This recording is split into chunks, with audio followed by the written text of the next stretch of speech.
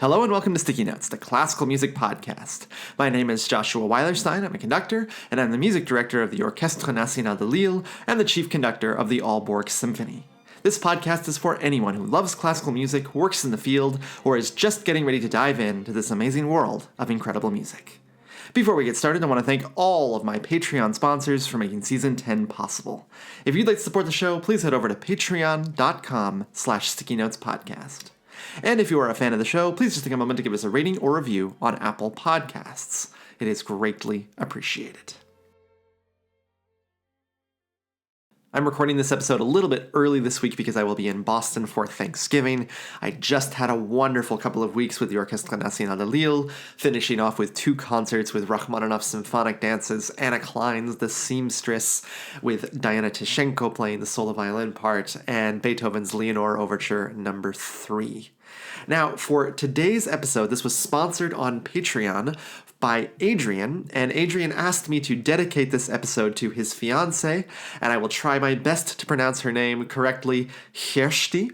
Thank you again to Adrian for sponsoring this episode, and if you are interested in sponsoring your own episode about any topic you want in the classical music world on Patreon, please head over to patreon.com/stickynotespodcast. Thanks, and enjoy the show.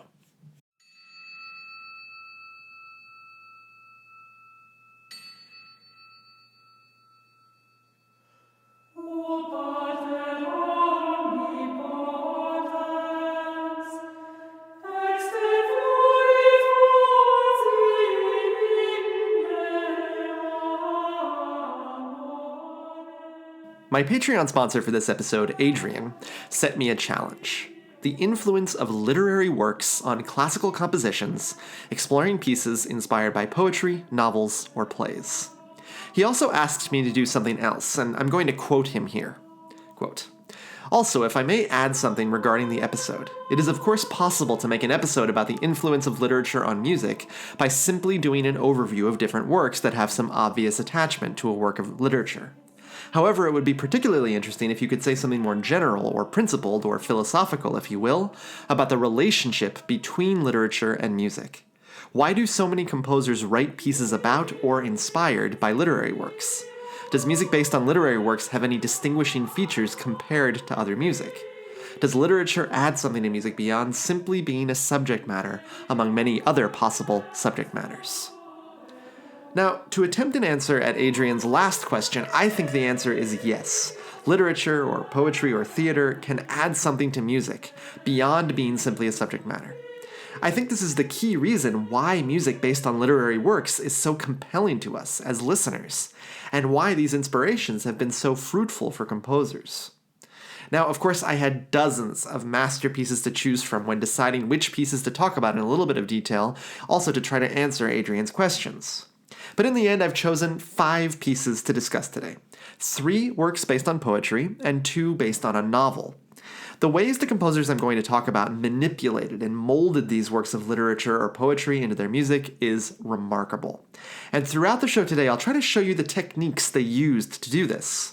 Whether it's explicitly depicting images, like in Strauss's Don Quixote, or whether the music tries to express some sort of deeper philosophy behind the poems, like in Mahler's Das Lied von der Erde.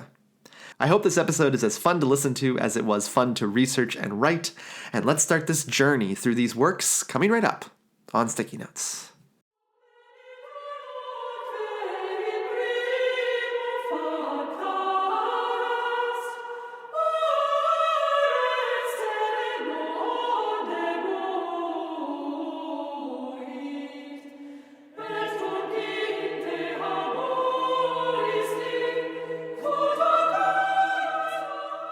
The most obvious influence that any form of writing has had on music has been religious music, all the way from the medieval period. But I'm not going to be talking about music with text that comes from the Bible today. I will, though, be starting with religious text from the medieval period, and that is with Hildegard von Bingen's Ordo Virtutum.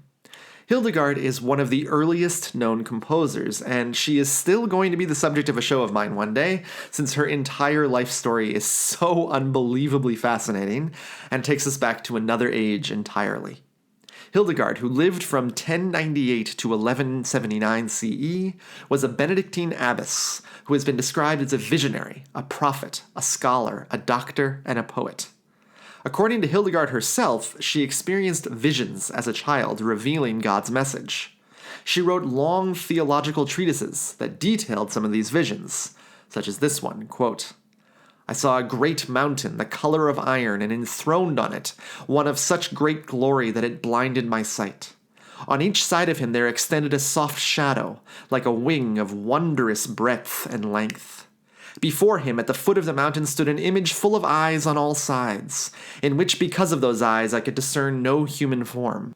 In front of this image stood another, a child wearing a tunic of subdued color, but white shoes, upon whose head such glory descended from the one enthroned upon that mountain, that I could not look at its face."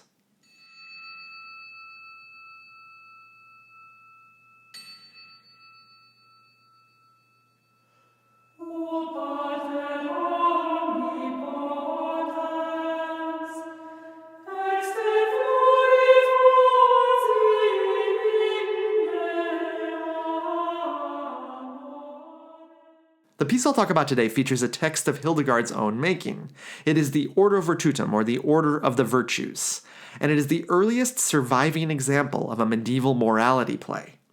A morality play was a genre that featured vices or virtues that were given voice as they struggled with angels and demons to persuade another character of the imperative to be good or evil.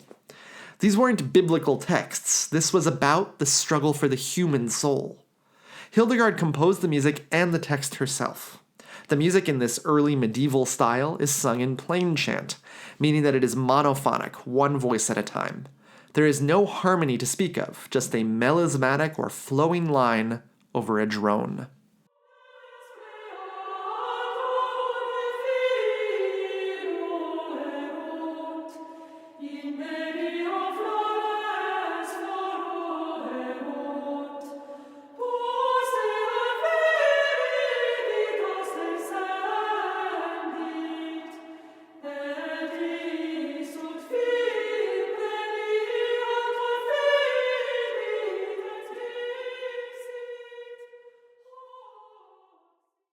This music was part of the first developments of what we would consider modern notation today.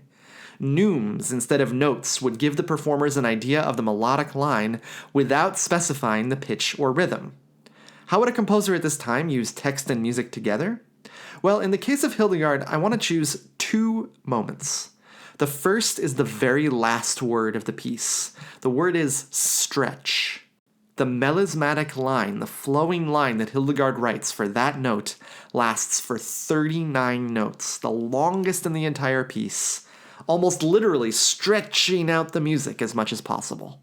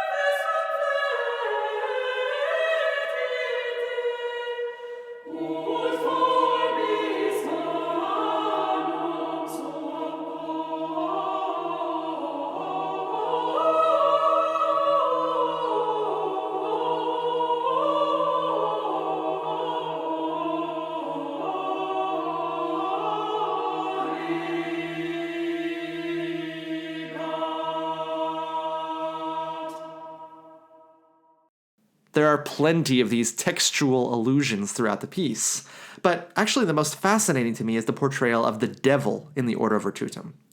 The piece is written for 17 solo female voices and one male voice. The female voices all sing the melismas and melodic contours that you've been hearing so far, but the devil does not sing. Hildegard directs the male voice to yell or grunt throughout, a brilliantly jarring texture within the beauty and mysticism of the music for the female voices.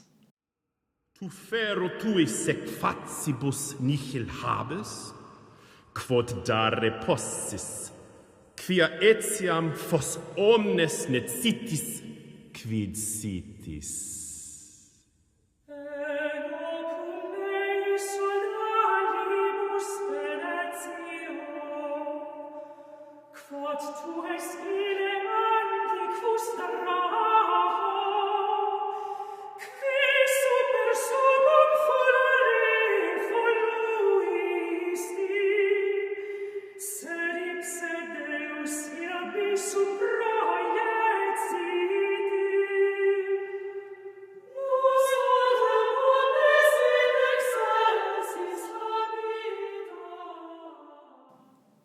This is a way that a composer can take texts, can even take literary ideas like a devil who can only communicate by grunting, and transform them into compelling music. Hildegard is one of those composers who remains endlessly fascinating, and as I said, I promise that I'll do an entire show on her one of these days. Let's move on now to poetry that inspired composers, such as Schubert's Die Schöne Müllerin, which is inspired by poetry by Wilhelm Müller. Throughout this remarkable song cycle, Schubert will be inspired by the text in a myriad of ways. The piano sometimes plays a musically literal representation of a babbling brook. Ich hört ein Bächlein rauschen, wo aus dem Felsen quell, hinab zum Tale rauschen, so frisch und wunderhell. Ich weiß nicht, wie mir wurde, nicht wer den Rat mir gab, ich musste auch hinunter. The third song, Halt, seems to be imitating the turning of a mill wheel.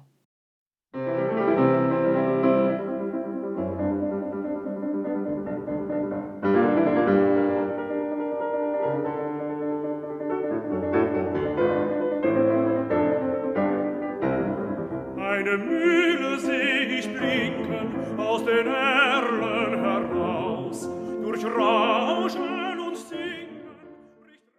The 11th song, Mine, is a different kind of portrayal.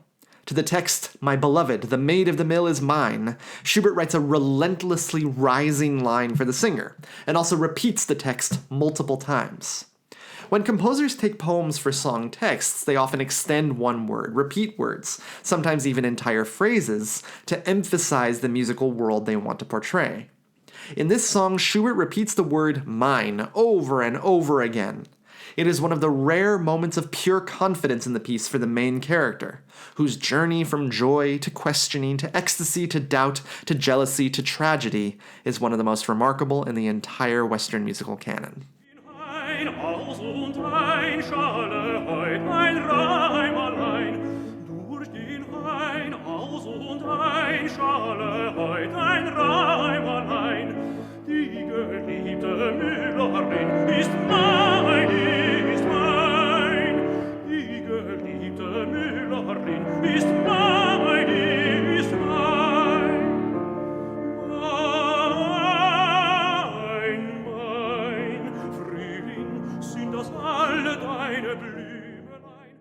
A hunter arrives, and the main character immediately becomes wildly jealous. The color green is a powerful one throughout the piece. The miller's daughter tells our protagonist that it is her favorite color, and while it is not his, he tries to convince himself of its beauty. But the hunter who arrives is clad in green, and the jealousy of the protagonist is passionate and desperate, until we arrive at an extraordinary song called The Beloved Color. The protagonist, who has just been raging against both the hunter and the miller's daughter who is flirting with him, is now completely bereft. He obsesses over the color green, and Schubert obsesses with him. To the text, I shall dress in green weeping willows, my love is so fond of green. I shall seek out a cypress grove, a heath full of green rosemary, my love is so fond of green. Over that text, Schubert repeats an F sharp over 500 times in the song, and this song lasts less than 4 minutes.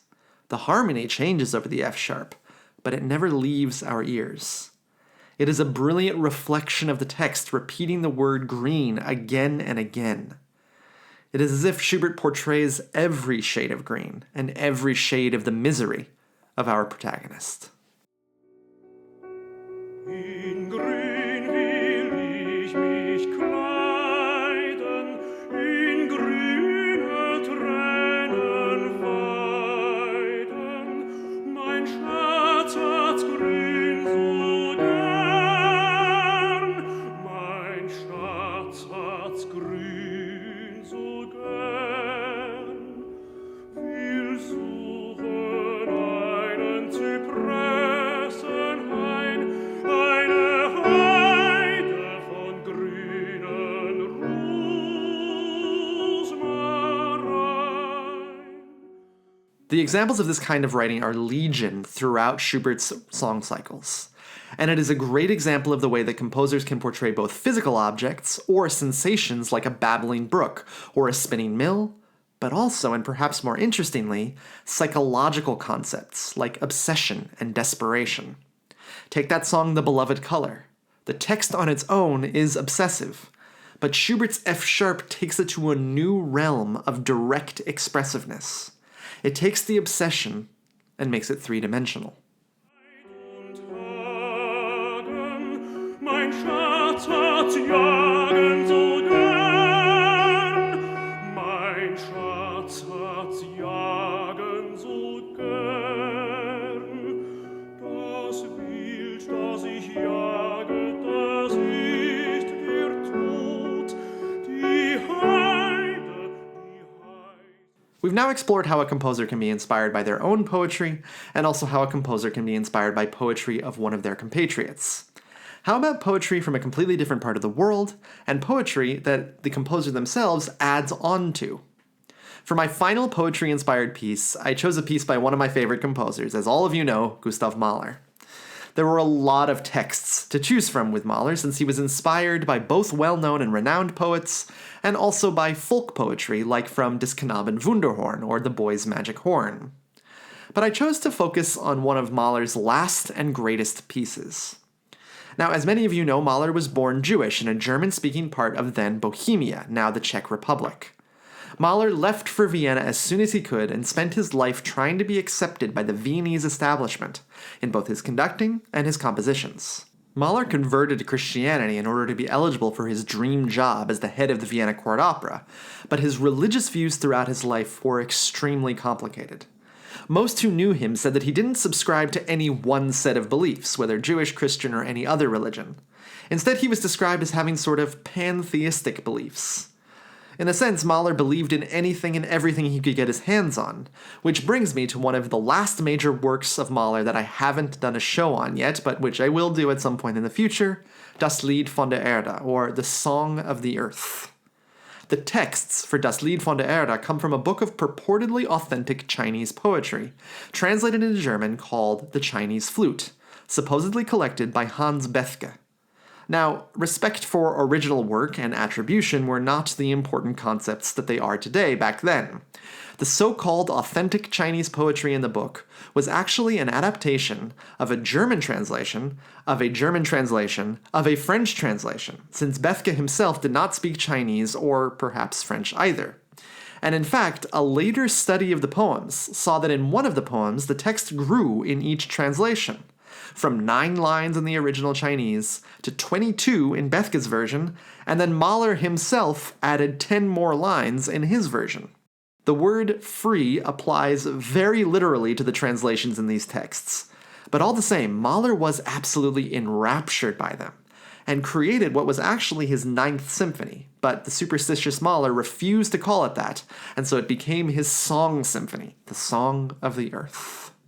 So what we have with Mahler's work is a translation, musical but also poetic since Mahler wrote many lines of the text himself, of a translation, Bethge's adaptation of the German translation, of a translation, the French translation, of a translation from the original Chinese. It's important to say that Mahler himself said that he had imbibed some of the wisdom of these ancient Chinese poems, but how is that possible considering that they were so far from what the original poems actually said? Well, at this time in Europe, the entire continent was obsessed with Eastern influences. We can hear this in Debussy's music, and in dozens of examples from the art world as well. With Mahler, we know that at this time in his life, he was searching desperately for new inspiration and new wisdom, considering the multiple tragedies that befell him in 1907. He happened to come across the book The Chinese Flute, and clearly he was inspired by the messages he found inside. He wrote the great Bruno Walter while writing the piece, quote, "When I hear music, I hear definite answers to all my questions, and am wholly clear and sure." Now, we don't have nearly enough time to explore this piece in its entirety today, but I want to focus a bit on the last movement, the Farewell, a movement many people consider to be Mahler's greatest. To fit with the theme of the show today, I'm going to show you how Mahler was not only inspired musically by the two poems he chose for the final movement, but also how he was inspired to write his own verses. Let's zoom in on the final section of the Farewell, the final 10 minutes of the piece where Mahler mixes his own words with the words of the Chinese poet Wang Wei, whose poem Farewell sounds like this. "Dismount horse, drink your wine. Ask you, where to? You say, at odds with the world, return to rest by the south hill. Please go, ask no more. Endless the white clouds. Bid each other farewell in the mountain, closing wooden gate at dusk. Spring grass green again next year. Will the honored friend return?"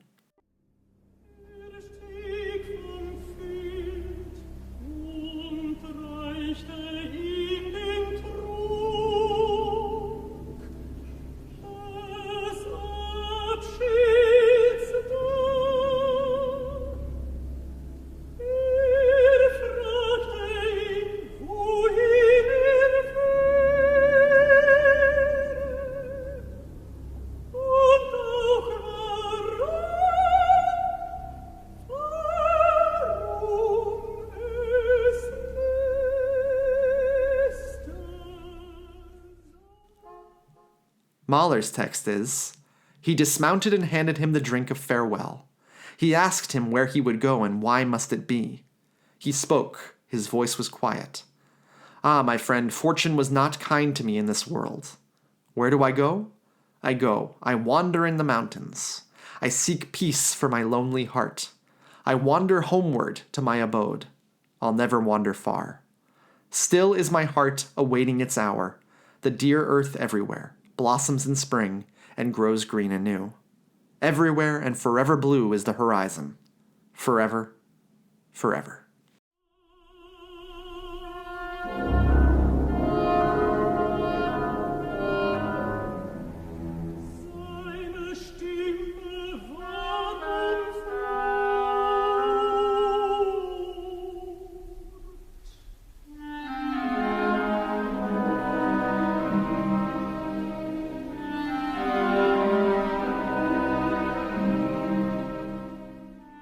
That's pretty different, no? And remember, what I just read to you is a translation of Mahler's German, so we're at fifth-hand translation at this point. This game of translation telephone has practically completely changed the text, especially at the very end of the piece, where only one line of Wang Wei's text remains, while Mahler has added forever, forever, and removed the question of whether the friend will return. He also fills in much of the emotional subtext in Wang Wei's poem with his own emotional feelings. There have been many interpretations of Mahler's decision-making here, but most listeners walk out of the hall repeating one word to themselves: ewig, forever. This word is repeated over and over and over again by the singer at the end of the piece.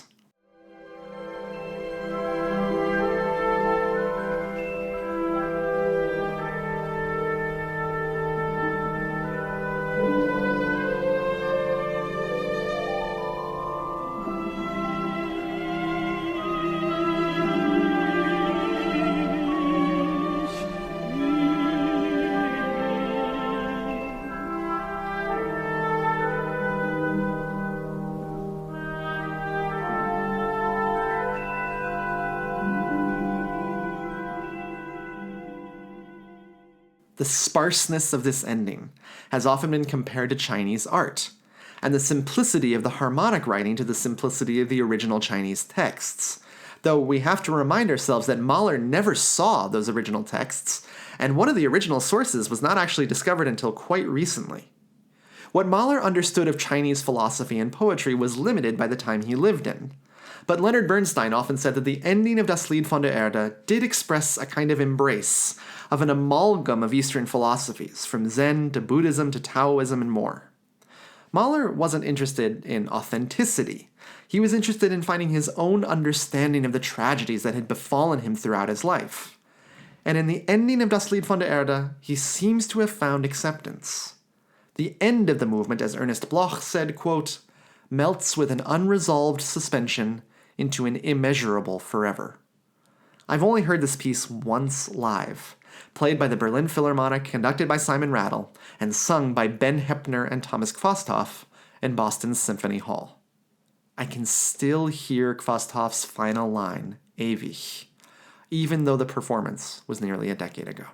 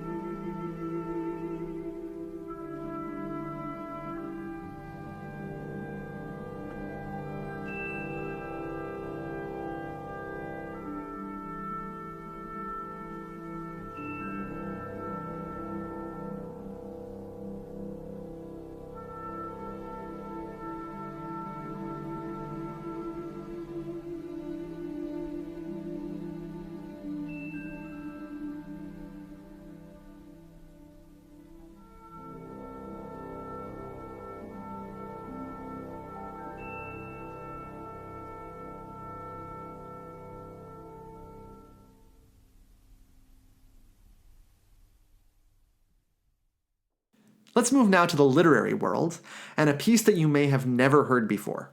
George Philipp Telemann was a remarkably prolific Baroque/early classical era composer whose music is not heard all that often these days, except when it's played by students.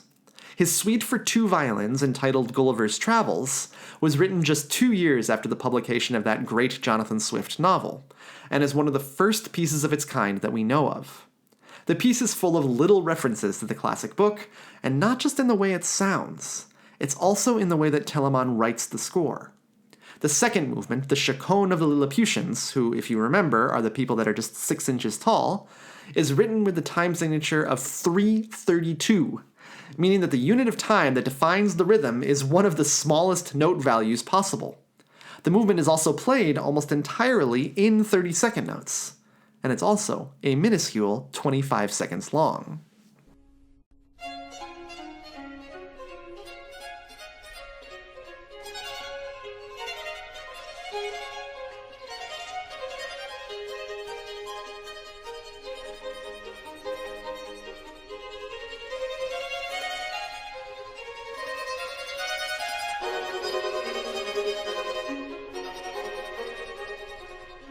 The next movement is the jig of the Brobdingnagians.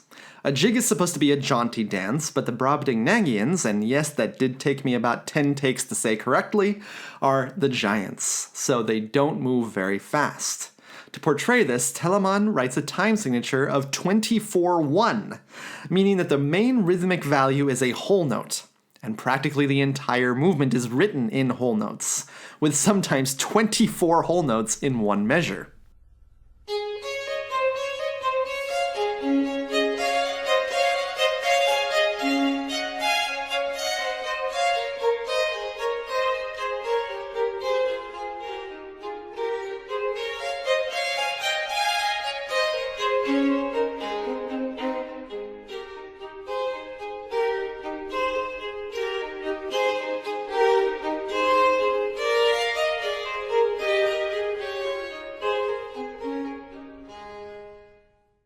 The final movement is a portrayal of the Huniums, and I know that pronunciation is also controversial, a race of talking horses, and the Yahoos, the human-like creatures who are their servants, though some describe this portion of the book as a depiction of slavery.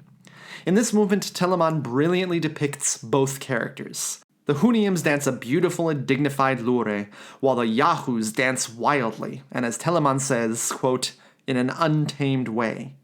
The combination is hilarious, and the more it's played up, the better.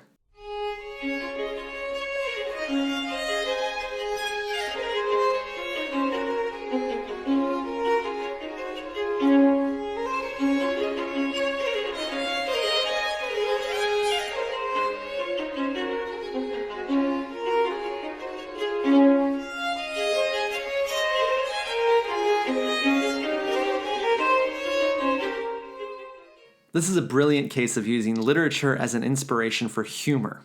And my final piece in the show today, Strauss's Don Quixote, will certainly explore that as well, though in many ways Don Quixote is really an amalgam of everything we've been talking about today. There are musically literal representations of things portrayed in the Cervantes novel, there are metaphorical ideas about chivalry and love, there is tons of humor, and there is a profoundly moving meditation on death at the end of the piece. This also brings me to the roiling debate pieces like Don Quixote and others caused when they were first written. In the War of the Romantics, a cold war of composers that I've talked about many times before in the context of Brahms and Wagner, the battle lines were drawn at abstract versus program music. Abstract music was just a typical symphonic piece or string quartet that didn't tell any kind of story. It was, quote, just music. Many composers, with Liszt, Wagner, and Strauss among them, rejected the strictures of abstract music and embraced program music, music that told a story. Wagner, of course, believed in something else entirely, the Gesamtkunstwerk, the total artwork that would encompass all art forms into one, all led, of course, by the brilliant music of Richard Wagner himself. Strauss embraced program music in a different way, and he was able to do this because of his prodigious talents for imitating the natural world. He famously once said that he could orchestrate a spoon, and I don't think he's wrong. But this program music was viciously opposed by some critics, especially those who were friends with Brahms. Edward Hanslick, one of the most cited critics of all time, wrote this about Strauss's Don Juan, the piece that made him a superstar. Quote, "These outwardly brilliant compositions are nothing if not successful. I have seen Wagner disciples exalting it with such enthusiasm that it seemed as though shivers of delight were running up and down their spines. Others have found the thing repulsive. This is no tone painting, but rather a tumult of brilliant daubs, a flailing tonal orgy. The tragedy is that so many of our younger composers think in foreign languages, poetry, philosophy, painting, and then translate their thoughts into the mother tongue, music." That's the key line there, foreign languages. Hanslick and others believed in a separation between the arts, with music at the top as the most sacred and the most directly communicative. While the Wagner/Liszt/Straussians rejected this. They believed in the arts coming together, with music as probably the top of that pyramid, but still with every other art form as a part of it. I often come down more on the side of the Brahmsians in terms of this specific period of time, but even I can't turn myself away from the brilliance of Strauss's Don Quixote. Strauss took the epic text of Miguel de Cervantes and takes us directly into Don Quixote's world.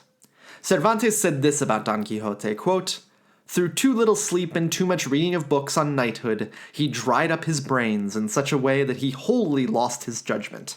His fantasy was filled with those things that he read, of enchantments, quarrels, battles, challenges, wooings, loves, storms." This is the subject of the piece, and to portray Don Quixote, Strauss gives his part to a solo cello. The solo cello part is basically a concerto in all but name, and very often orchestras invite big-name soloists to play the part, rather than giving it to their principal cellist.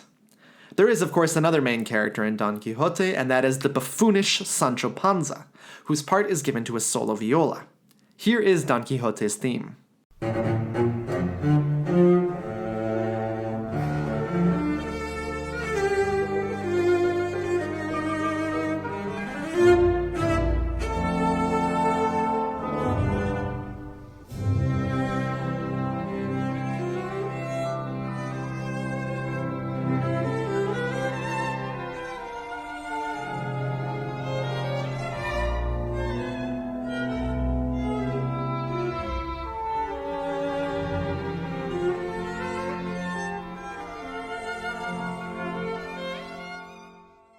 And here is the theme of Sancho Panza.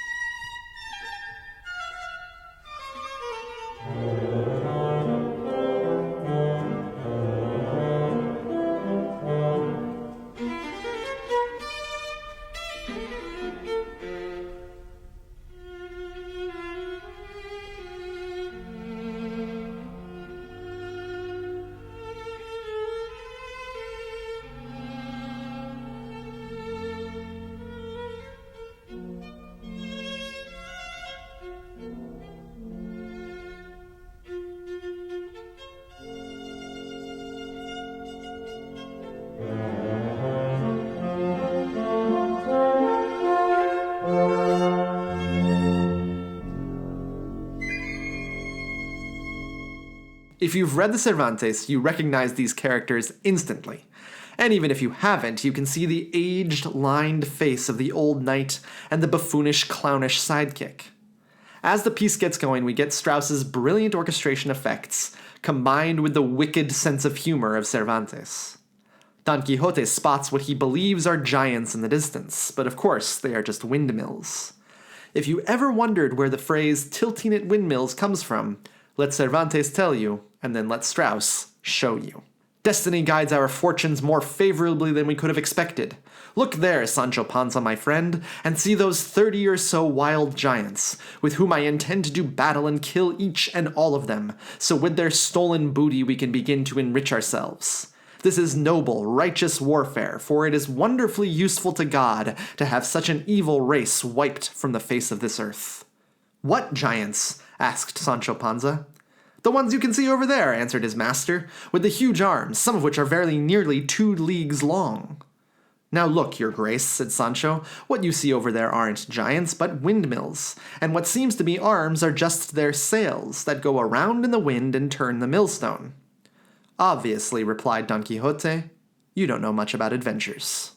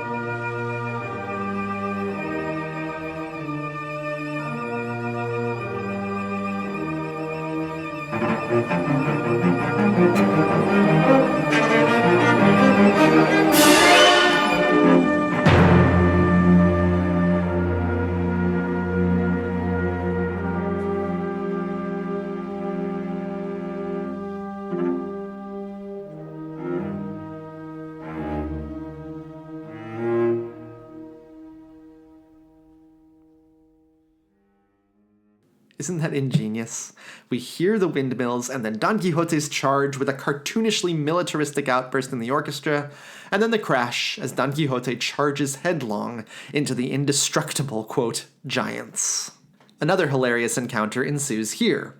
Nobody says it better than Cervantes, and nobody depicts it better than Strauss, so I'll let them explain. How sayest thou, Sancho, answered Don Quixote, hearest thou not the neighing of the steeds, the sound of the trumpets, and the rattling of the drums? I hear nothing, answered Sancho, but the bleating of sheep and lambs. And so it was, for now the 2 flocks came very near them. Thy fears, Sancho, said Don Quixote, prevent thee from hearing or seeing aright, for one effect of fear is to disturb the senses and make things not to appear what they really are.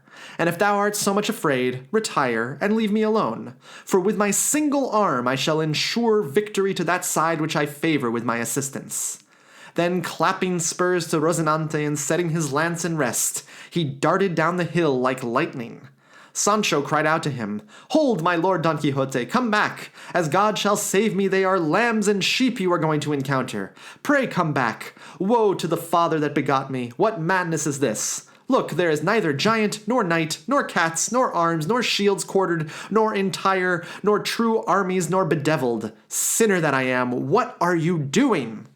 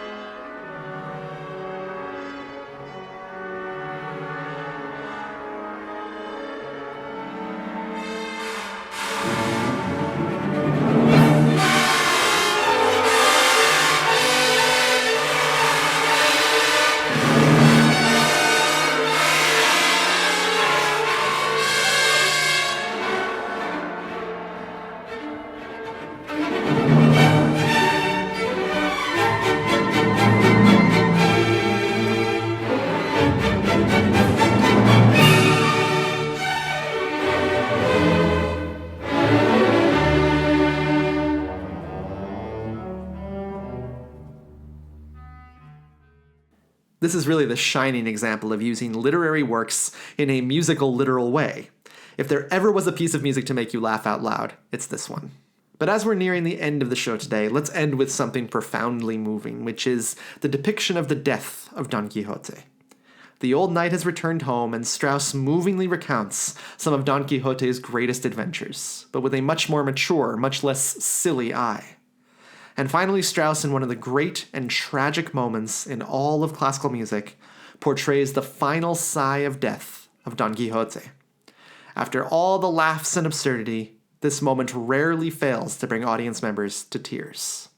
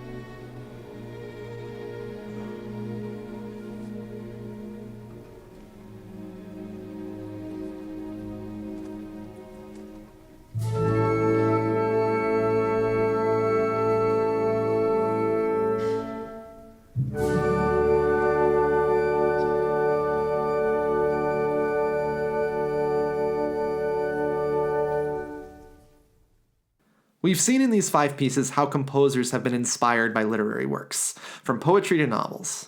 But obviously there are dozens and dozens more I could mention.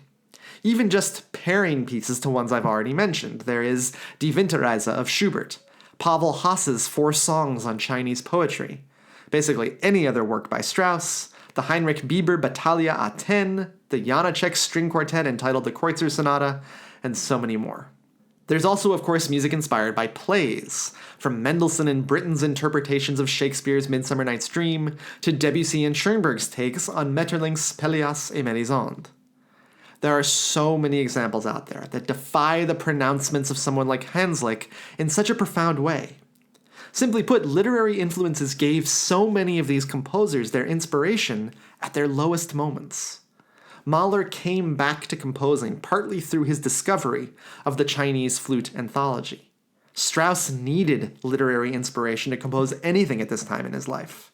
Hildegard's visions and her music were one and the same. And Schubert, well, Schubert always seemed to be in a state of inspiration. This was such a joy to put together as a show, even though I left out about 20 pieces that I wanted to explore today. Please write me with some of your favorite works influenced by literary sources, and who knows, maybe one day there will be a part 2.